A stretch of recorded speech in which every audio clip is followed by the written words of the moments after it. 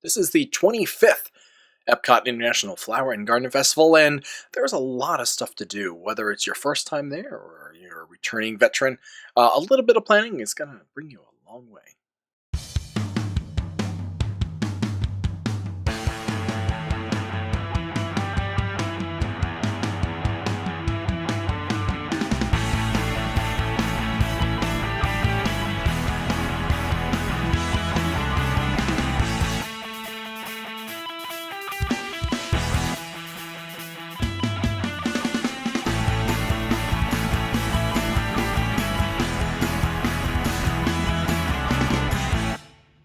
The 25th International Flower and Garden Festival at EPCOT. There is a lot of stuff you can do at this festival, whether it's your first time there, whether it's your 25th time.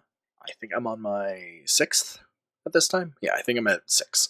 But there's a lot that you can do, and depending on what you're actually doing is going to depend on how you approach this. A little bit of planning is going to go a long way, especially for returning veterans. Because if you're trying to get as much into this festival as possible, you're going to need some planning. You're going to need some spreadsheets. You're going to need some, at the very least, some research into doing this festival. So depending on what you're doing, what you're trying to get out of the festival is going to depend on how you plan for it, what you're going to look for, what the different things, whether, are you a food sort of person? Are you going for the food items? Are you really into flowers and gardens and all this other stuff? So depending on what you're looking for, it's going to depend on how you approach this.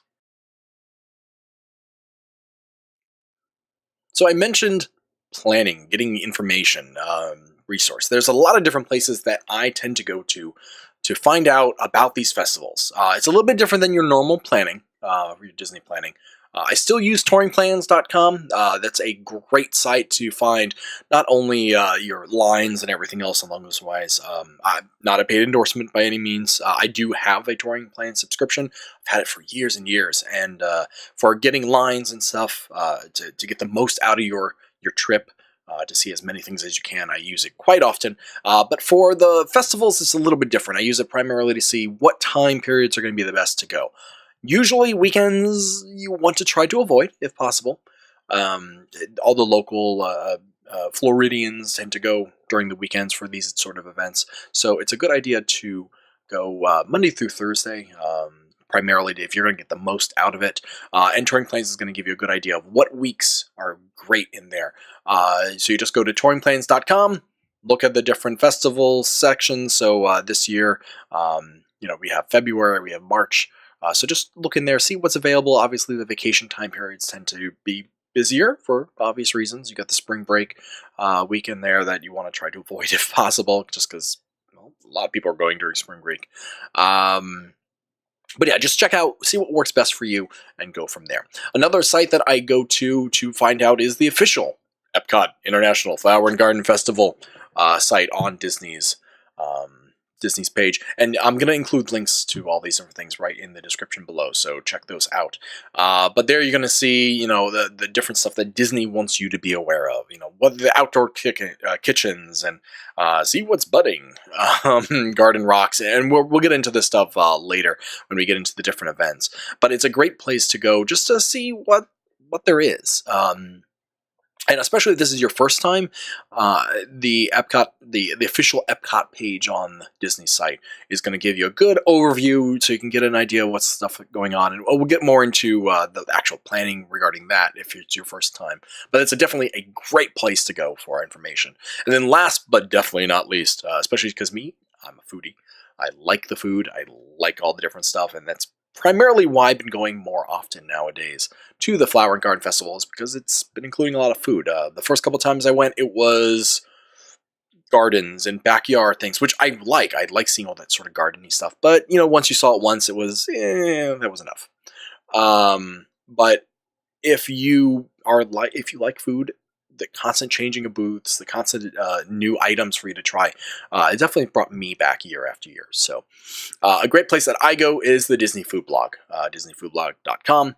They have a whole bunch of stuff where they show all the different booths, all the different foods, all the different pricing, which is just going to get really important really fast, and all the different things that are there that you can enjoy. There's a lot of different podcasts you can go to if you really want to start diving a little bit more into this. The Disney Food Blog does have its own blog. There's a couple other ones I listen to.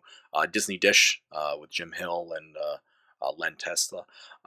There's the WW Today podcast. So there's a WD Radio is another really good one that tries to show you all this stuff.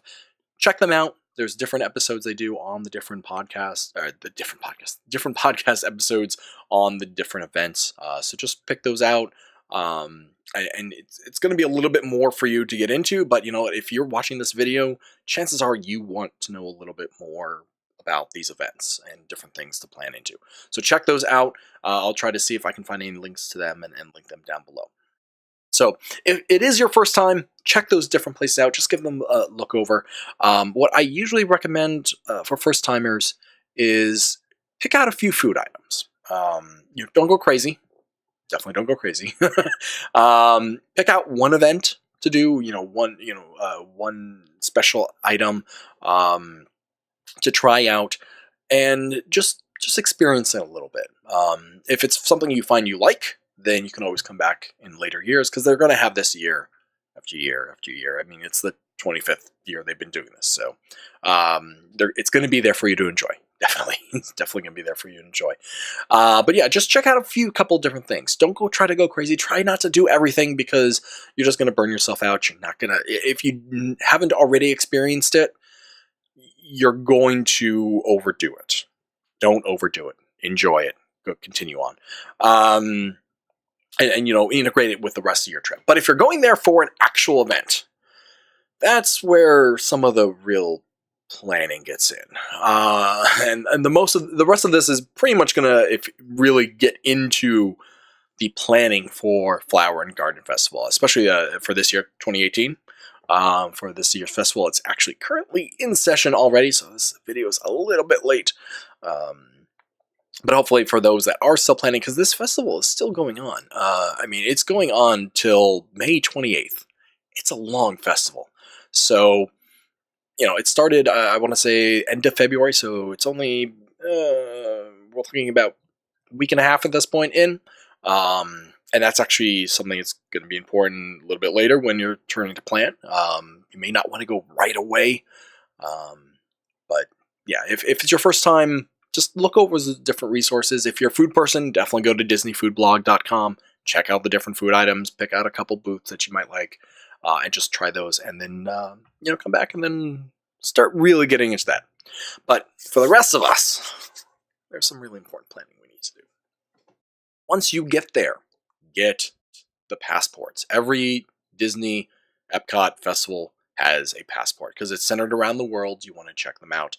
It gives you all the information, all the different food items, all the different special events that you want to do, and it's going to be a great item. Unfortunately, you can't have this until you get there. But when you get there, make sure you grab one or two or more of these so you can check them off. Bring a pen with you. A lot of people tend to forget to bring something to actually write with.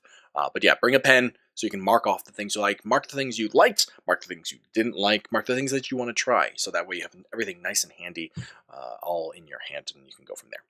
So, okay, so you're there. What do you want to eat? Food. Food is why, again, I tend to go there. So we're going to start on the food items. So the reason why I say you want to plan ahead of time is, if you go, hey, I'm gonna try everything.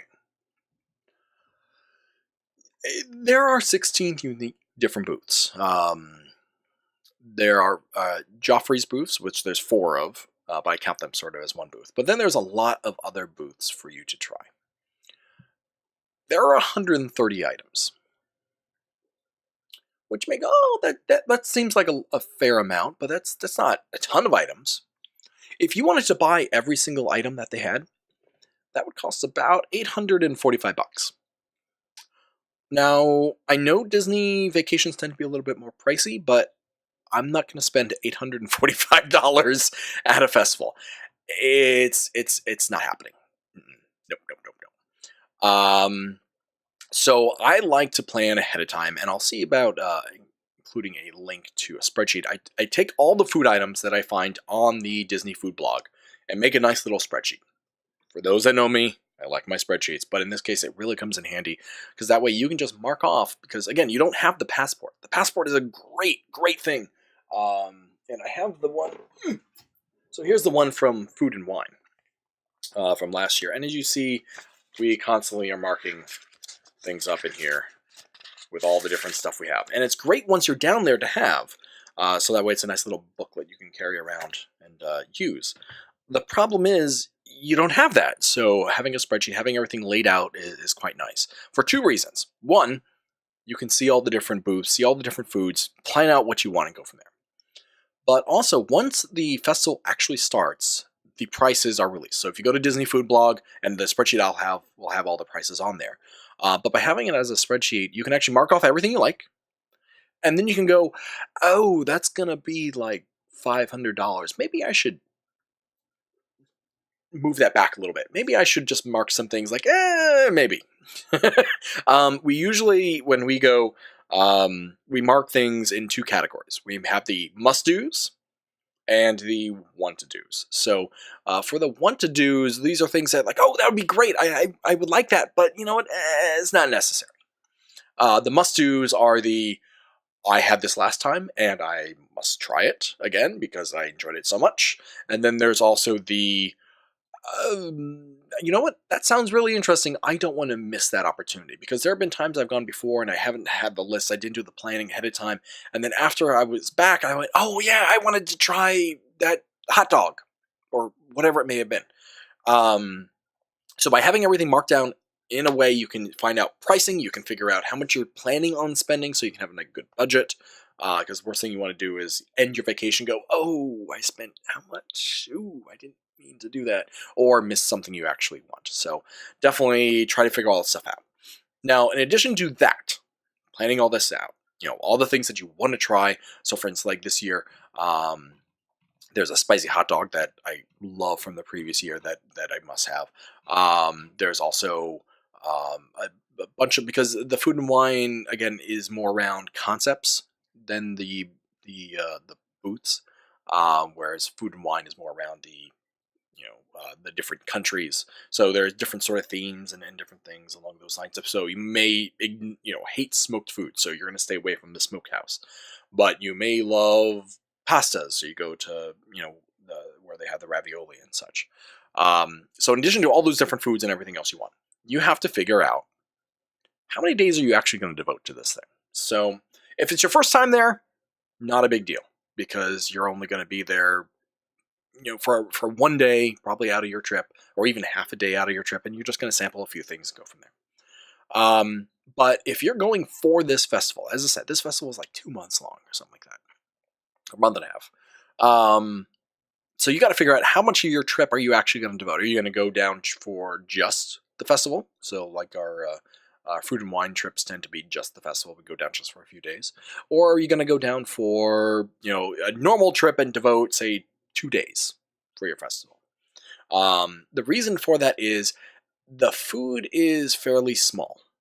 The drinks are fairly small. You're not going to get full from eating just one serving of something.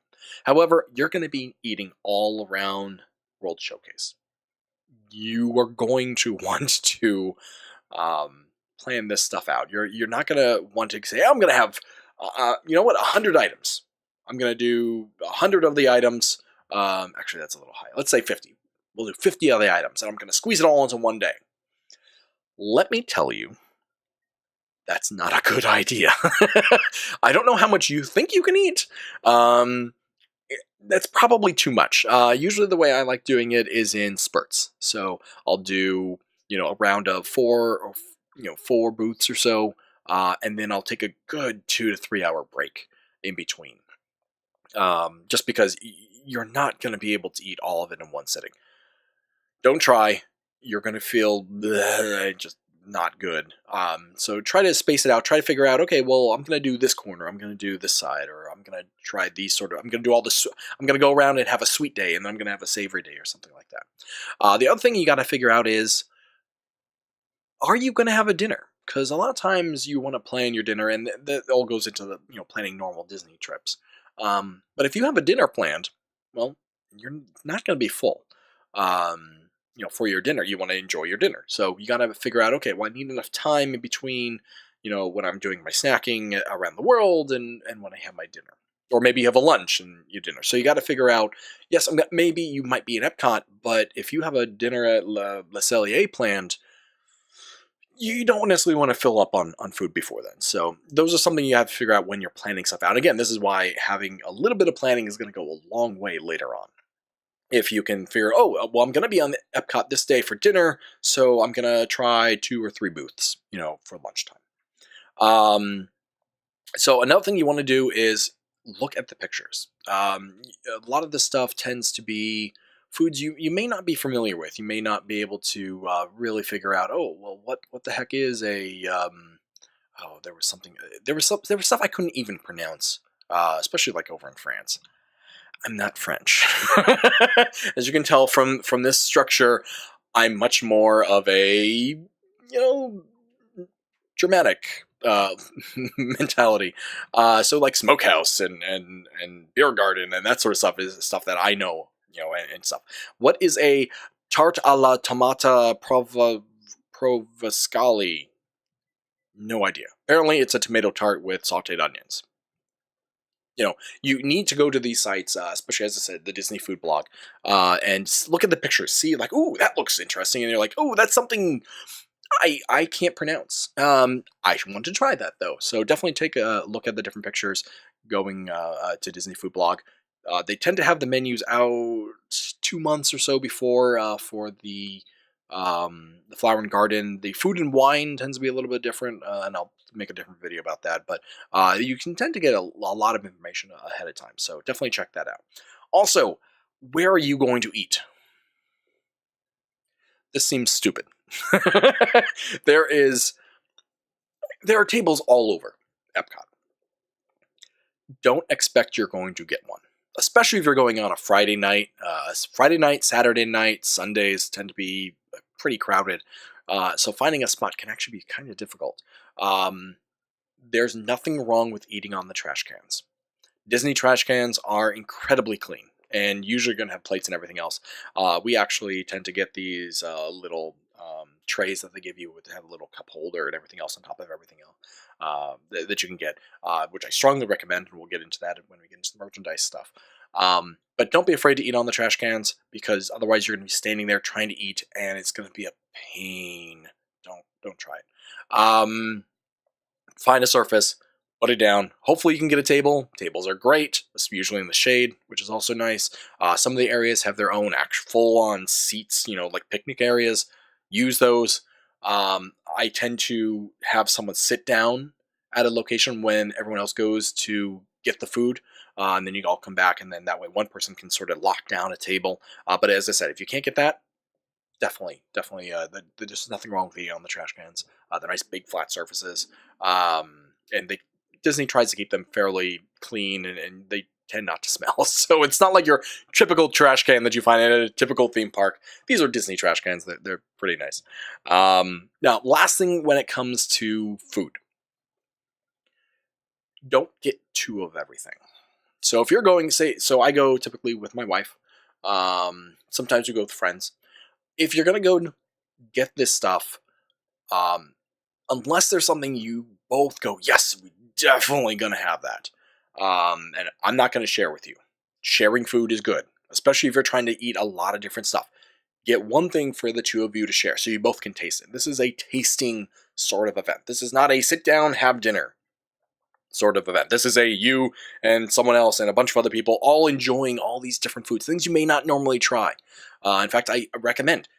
I had escargot for the first time at one of these festivals. Try the things that you may be out of your comfort zone. You're going to spend $5 on something. If you've never had escargot before, and for those that aren't aware, that's snails, try it. Worst that's going to happen is you wasted $5. Done. Everything there, they're not trying to poison you. Everything there is safe to eat.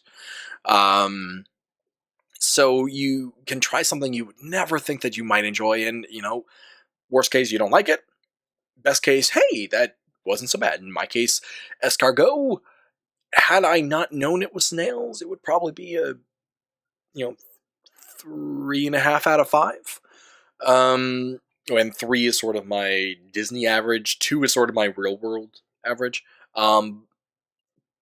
Because I knew it was snails, it's still 2.5. I still couldn't get around that, but definitely try stuff you don't normally try. There was something else that someone had, and they're like, "Oh, I don't like that," but you know what? It's $3, $4. I'll give it a go. And especially if you're sharing it with someone else, they might like it, you may not like it, and you go from there. But definitely try the different stuff out, enjoy it.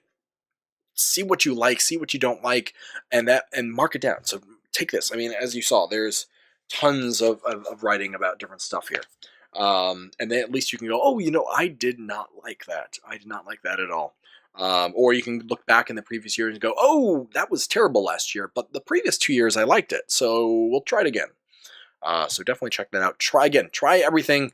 Try as much as you can. Don't try to overspend. Don't try to buy everything. Make a list. See what you get. When you get there, get the passport. Mark off all the things that you want so that way you don't miss it. And then continue on and enjoy the festival. Okay, so that's the food. Now, other festivals, food is sort of the main thing, but Flower and Garden, as I said, it's been going on 25 years, and only the last couple of years they started integrating the food booths into this. And it's gotten very popular and very busy since then. But there's a lot more to do here than just food. It's the Flower and Garden Festival, after all. It's not the Food and Garden Festival, although I kind of sort of say that's what it is nowadays. But there's tons and tons of different things. So, again, sort of looping back, if this is your first time going there, just sort of take an idea into everything, maybe stop, take a look at different stuff, but, enjoy the topiaries and everything else. But don't try to rush into different stuff. If this is something you're doing or you're going specifically for the festival, a word of advice. Try to do at least one new thing each time. Something that I've always tried to do, food tasting, wine pairing, some events. Enjoy, because there's so many different things to do, and they're always constantly changing. There's always new things that you can try, you can experience.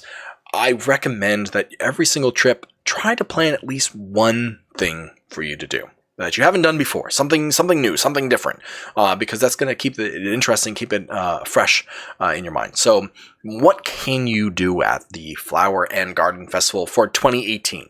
So there's two different types. There are your free events, and there are your paid events. So for the free events, there are topiaries everywhere. It's a Flower and Garden Festival after all. Check them out. There are ones about the Seven Dwarfs with Snow White. There's topiaries of Pluto and Beauty and the Beast and all the different Disney characters that are in there. Take them, they're all over the different locations, all over the world. If you're all around the World Showcase area, all around the Future World area, check them all out. They should all be in your guide when you pick that up. Check them out. They're gorgeously done. They're always manicured. They're all made of either flowers or wood or other natural items. They're not statues. They're not made of stone and other things like that. So check them out. Very interesting. May not be your thing, but still pretty to look at. You can also, depending on when you go, there are other different free things. There is a extravaganza scavenger hunt. So if you're going from March 16th to April 1st, so in the next couple weeks here, they have Easter eggs hidden all over with Disney characters. You can get a little map. And check them out. It's primarily for kids, but it's enjoyable. Also for kids, there are a pollen navigation exploration, Spike's pollen navigation exploration, where you can do scavenger hunt all around it for different little bee symbols and find all the stuff. And when you bring it back, you get a surprise. It's probably a pin or something like that. I'm not entirely sure. That one is a paid event. It's still, as I said, primarily for kids, but adults can enjoy too. It's about $6, $5.99 plus tax. But there's also completely forgot. Every season they have every festival they have a whole concert series. So you want to check out the website because there's different people down there for different days. So for instance, this year the concert schedule for when I'm going to be down there is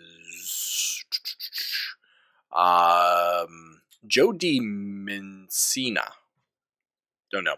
But this year they have Night Ranger, Starship, starring Mickey Thomas, Simple Plan, Little River Band, the Orchestra from ELO, Foghat, Survivor, Smash Mouth, Rick Springsteen, Joe Mencina, as I mentioned before, Lone Star, Bloodshed and Tears, featuring Bo Bryce, Hermits, Village People, Don Federer, formerly of the Eagles, the Guess Who, the Spinners. It constantly is rotating. It's constantly changing. This year, it's called the Garden Rocks concert series. So check them out as well because there's constant stuff going on there. And you might want to check just to see because again, they're only there for a couple days. So you might go, oh, there's a great person that I want to go see. They're gonna be there 2 days before I was planning on heading there. So maybe you want to change your schedule or be okay with missing them because there's stuff you're gonna have to just pick up. There's also playgrounds. There's 2 playgrounds this season. So there's a play garden and the how-to garden area that you can do and enjoy. Although pretty much for your kids to enjoy.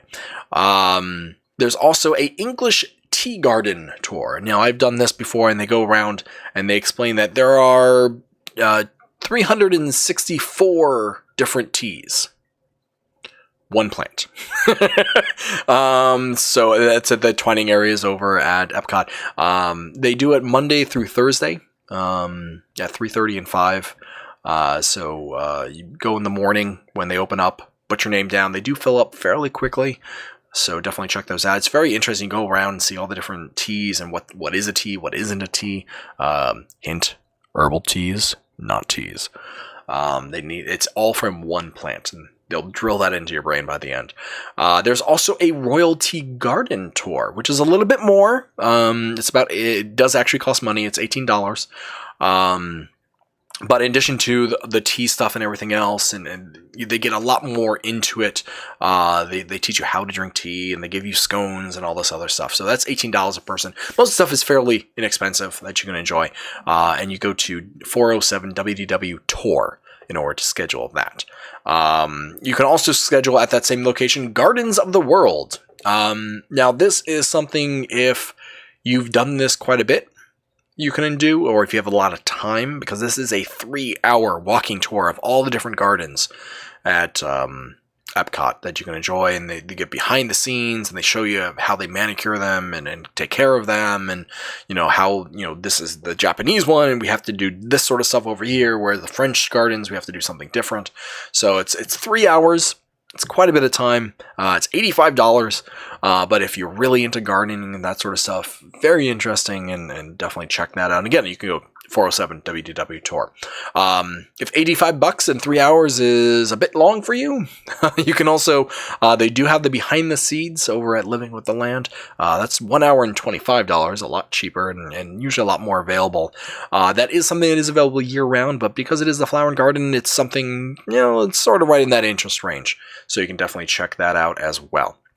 There's also, on the free side of things, the Butterfly Garden. This is a closed-in area, and a little word of advice. Do this as soon as you get in there in the mornings. The butterflies tend to be a lot more active in the early morning hours than they are later on, so definitely check those out. As soon as you get in there, it tends to get a little bit warmer. When it gets warmer, the butterflies get less active. So you want to get those in those morning and evening hours if you can, so they're flying around and you can really get the full experience of those butterflies. There's also tons of outdoor booths that you can check out. That besides the food, they have a lot of neat stuff. One year I went, there was a whole outdoor, hydroponics thing that they had going, which was really neat. I really liked the whole hydroponics aspect. So I was looking to see how it all worked. There's decorations. There's outdoor barbecue areas that you can see and how to decorate with all this different stuff and enjoy enhance your backyard. I think I want to say it's either Home Depot or Lowe's a lot. Well, obviously it's one of those two, but they tend to pair up with them in terms of showing stuff off about how to really enhance your front yard, your backyard, all these different stuff. So check those out as well. And again, that's all going to be in here. Or if you go to the official website, you're going to find out more information about that different stuff. So yeah, there's tons of stuff. Don't try to do too much. Again, this sort of goes into the whole food thing.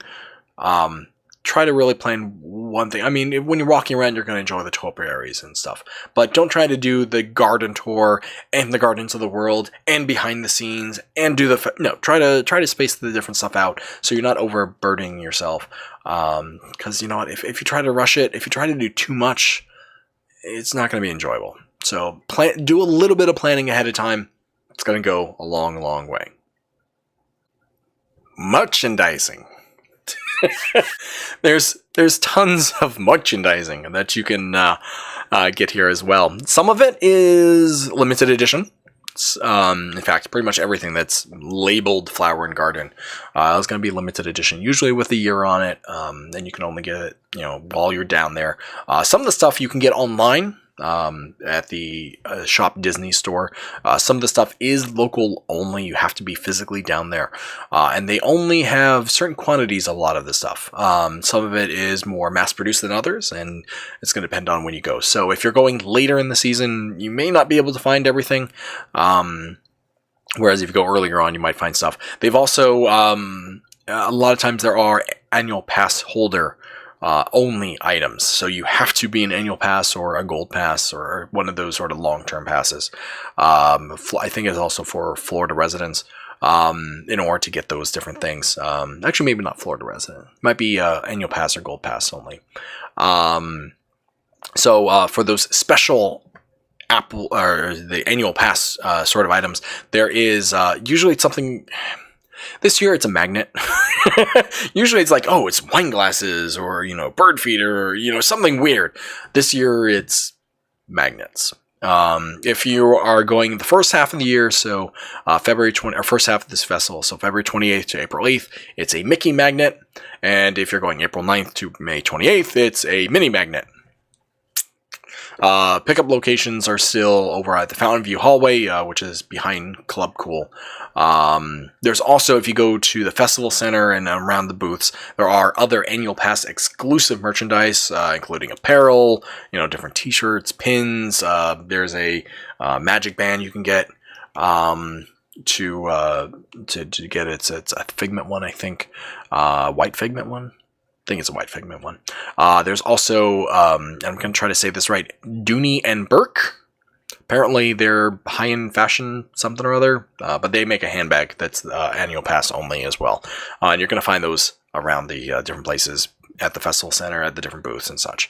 But for the non-annual pass stuff, there's tons of tumblers, pins, t-shirts, custom magic bands. Again, these are all usually limited time offer sort of things, so you need to be down there during those 2 months in order to pick them up. Otherwise, you might find them on retail, or maybe they destroy them. I'm not entirely sure what's going on. But again, a lot of this stuff is limited production, not just limited time. So even if you get down there, you may find that they're out of tumblers, or they're out of a certain pin that you might want. So check those out. See what there are. I'll try to put up some, hopefully I have some pictures of those that I can put up there, probably from Disney Food Blog, for the different items. But check those out, and bring home a little souvenir of the event for yourself. So what does that all boil down to? As I said, there was a lot of information here that you sort of have to filter through. So I'm going to make sure that I include all the different links, all the different things in there to make your life as easy as possible. I'll include the spreadsheet as well. I do it in numbers typically, but I'll put it up in Excel so that way the majority of you can actually use it. And then you can go to whatever you want from there. Maybe I'll also include a CSV file, so whatever you use, you can access it. But basically it boils down to 4 things. 4 things you want to do. First, plan how much time you're actually going to devote to this. Again, if it's your first time there, just spend like half a day browsing the different food booths, walking by the Garden Rocks concerts, listening to that, maybe looking at some of the topiaries and that sort of stuff. But figure out how much time you're actually going to devote. Are you going to devote a day, 2 days, 3 days? Is this your first time? Are you a returning veteran? Figure out what meets what you are going to do and plan around that. Number 2. Plan what food items you're actually going to enjoy. Now, luckily here, as I said, there's only 130 items between food and cider and wine and beer and all this different stuff. There's flights you can do. So look at the different lists, see what you want, figure out how much time you have and how much you can realistically actually both purchase price-wise and enjoy purchase-wise, and make the best of that. So you're not overdoing it, so you're not trying to walk around going, oh, but I need to eat one more thing, and try to work it out. It's probably going to take a little while for you to figure out where your limits are and where your group limits are, but between sharing with everyone, planning what you want, making sure you get the items you want. Maybe you're like, oh, maybe I can have a little bit more, but try to figure that ahead of time. Number 3, pick out at least one new event for you to do. Is it sitting down for a Garden Rocks thing because your favorite, village person is going to be there? Is it, I want to make sure I see all the topiaries, or I want to do one of the tours that are available. Check out the different things, enjoy them. You're on vacation. See what, do what you like, but if you don't know it's there, you're going to miss it. And last, number 4, look at the different merchandise. See, is any of it actually even interesting? It may not be. You may not be a merchandise sort of person, but if you are the sort of merchandise person and you like to collect the different stuff, maybe get a pin, maybe get a t-shirt. But, again, it's one of those, if you don't know it's there, you're not going to know it's there, and you're not going to be able to get it until later, and you go, oh, but I wanted a pin. So make a list. Figure out what you want, bring it with you. When you get down there, get the passport, and check out the different things and enjoy your Flower and Garden Festival. As I said, it's the 25th year, so they're obviously doing something right. People seem to be enjoying it.